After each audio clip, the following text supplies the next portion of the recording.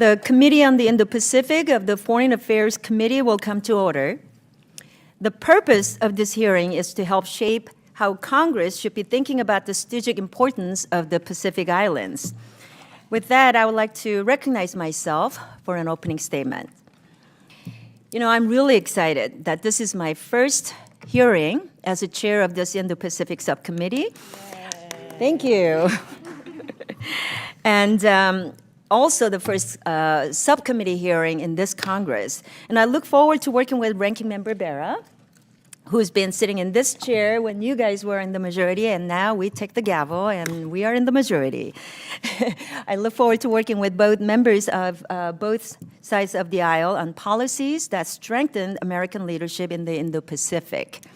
This hearing will examine renewed U.S. engagement in the Pacific Islands and assess the importance of the Pacific Islands. The Pacific Islands, which have long been a linchpin of the United States foreign policy in the Eastern Hemisphere, face unique security, environmental, and economic challenges. They face an increasing number of natural disasters, and some islands have challenges mitigating the environmental cleanup from the U.S. nuclear testing during the Cold War. Many of the islands' economies are critically reliant on tourism and were devastated by COVID-19. Their road to economic recovery is a very long one, and many of their ambassadors have expressed their concerns that the Pacific Islands will never recover. As someone who spent much of my time, my childhood, on that island of Guam, I'm very familiar with these challenges, and I'm committed to ensuring that the U.S. Pacific Islands diplomatic and economic relationship remain a priority for our committee's agenda. The timing of this hearing is critical. The U.S. is currently in negotiations with the Federated States of Micronesia, or FSM, Palau, and the Republic of the Marshall Islands, or RMI, to renew the compacts of free association known as COFA. This provides economic assistance, certain federal benefits for their citizens, and allow the U.S. to maintain a military presence in those countries. The compacts with the FSM and RMI are set to expire this year, and the compact with Palau will expire next year.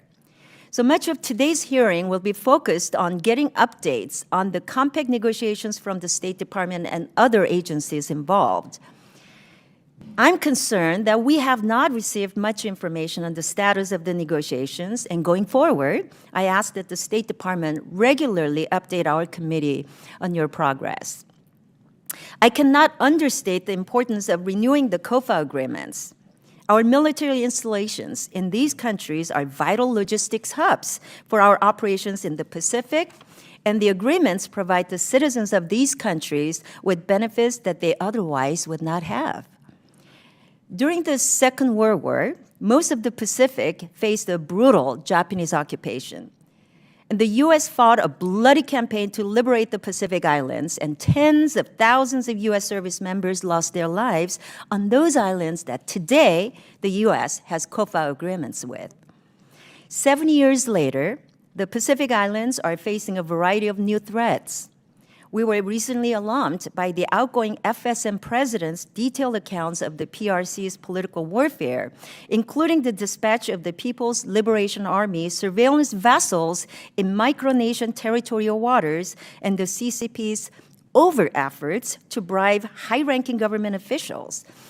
He went as far as saying, quote, "What else do you call it when an elected official is given an envelope filled with money after a meal at the PRC embassy or after an inauguration?"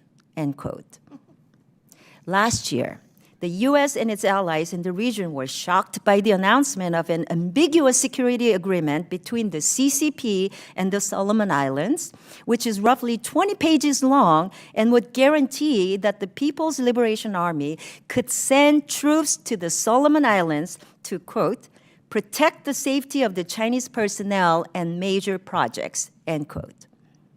The FSM President's letter and the Solomon Islands security agreement with the PRC should be treated as a wake-up call for the U.S. and its allies. The Pacific Islands cannot tackle these challenges alone, And the U.S. strategic interests in the region are too great to let the CCP coerce our friends in the Indo-Pacific into sacrificing their sovereignty and becoming rubber stamps for the CCP's demands.